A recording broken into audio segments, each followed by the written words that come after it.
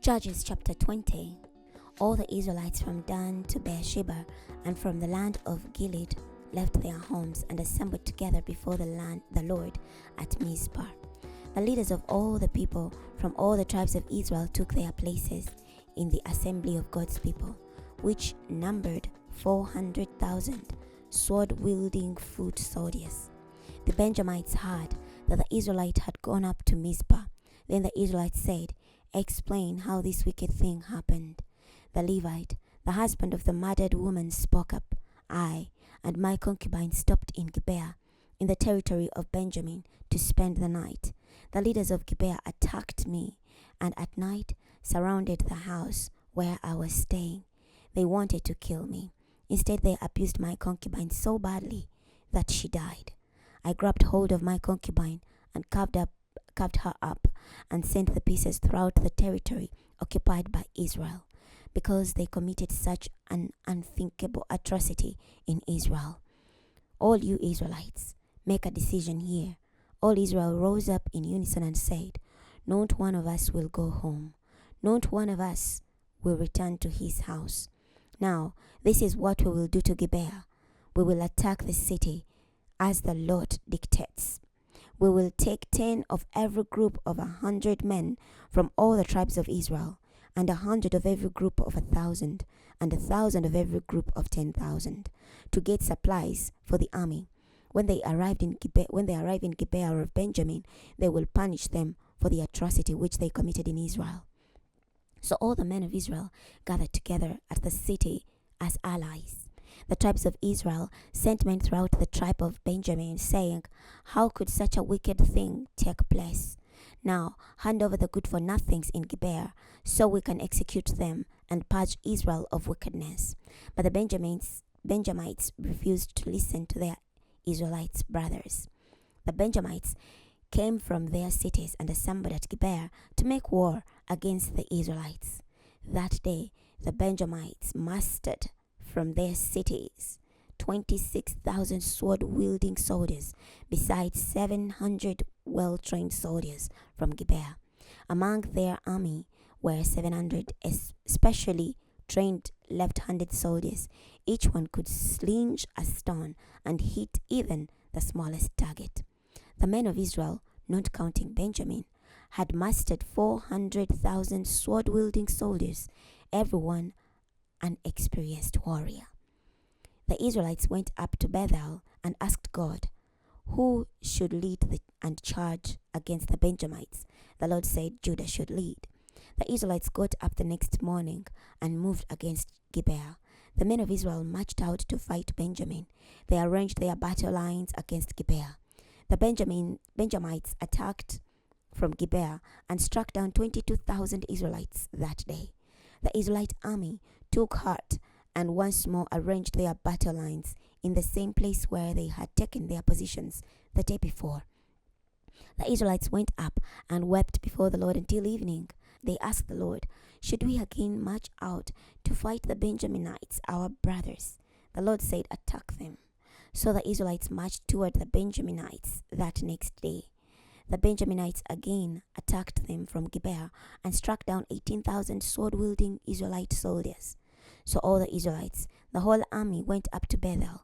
They wept and sat there before the Lord. They did not eat anything that day until evening. They offered up burnt sacrifices and tokens of peace to the Lord. The Israelites asked the Lord, for the ark of God's covenant was there in those days. Phinehas, son of Eleazar, son of Aaron, was serving the Lord in those days. "Should we once again march out to fight the Benjaminites, our brothers, or should we quit?" The Lord said, "Attack, for tomorrow I will hand them over to you." So Israel hid men in ambush outside Gibeah. The Israelites attacked the Benjaminites the next day. They took their positions against Gibeah, just as they had done before. The Benjaminites attacked the army, leaving the city unguarded. They began to strike down their enemy, just as they had done before. On the main roads, one leads to Bethel, the other to Gibeah. And in the field, they struck down about 30 Israelites.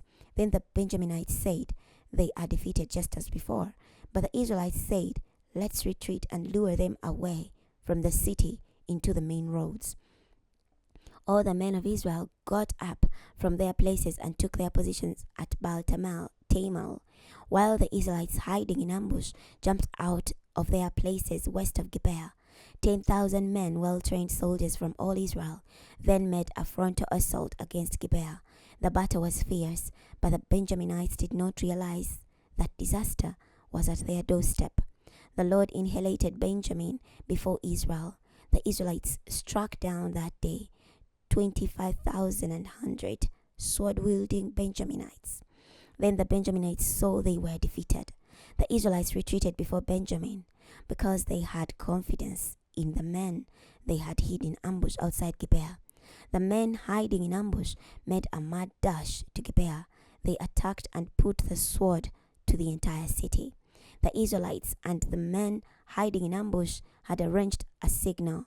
When the men hiding in ambush set up a smoke signal from the city, the Israelites counterattacked. Benjamin had begun to strike down the Israelites. They struck down about 30 men. They said, "There is no doubt about it. They are totally defeated, as in the earlier battle." But when the signal, a pillar of smoke, began to rise up from the city, the Benjaminites turned around and saw the whole city going up in the cloud of smoke that rose high into the sky. When the Israelites turned around, the Benjaminites panicked because they could see that disaster was on their doorstep.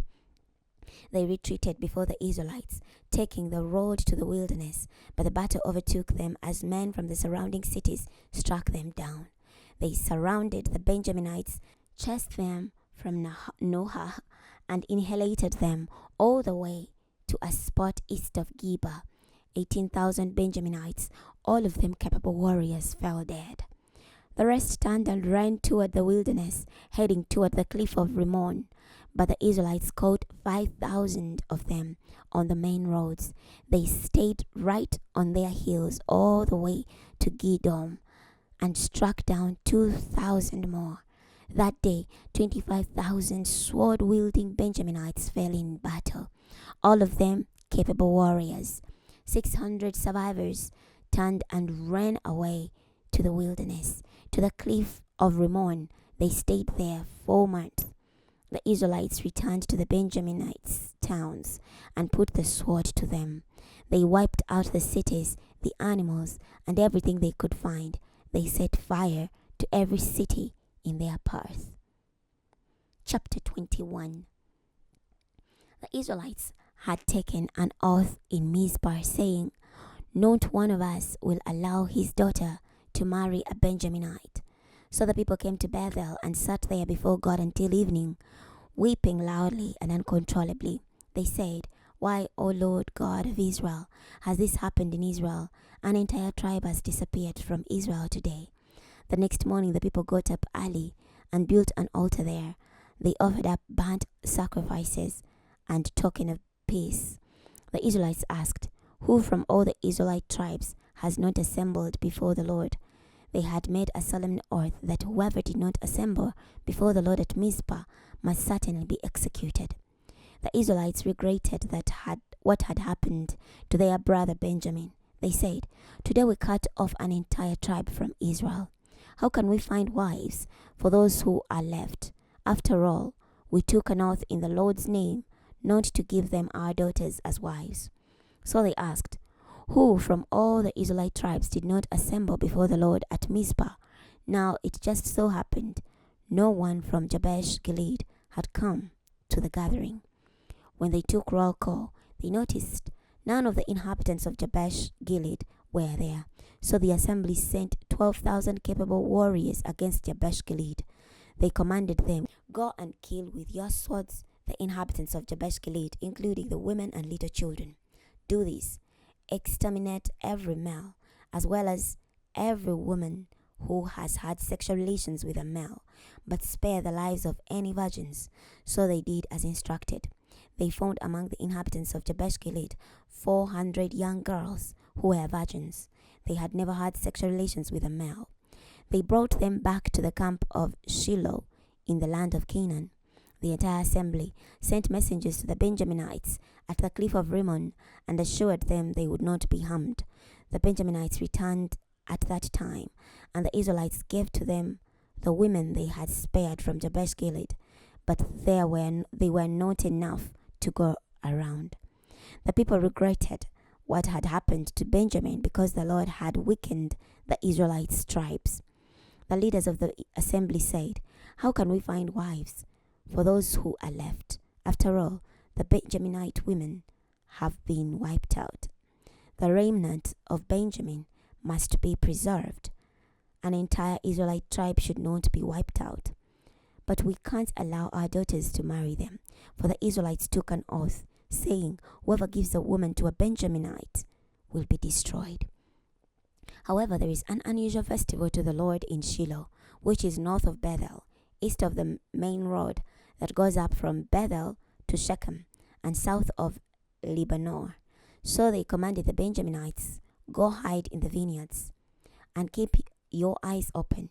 When you see the daughters of Shiloh coming out of the dance in the celebration, jump out from the vineyards, each of you, catch yourself a wife from among the daughters of Shiloh, and then go home to the land of Benjamin.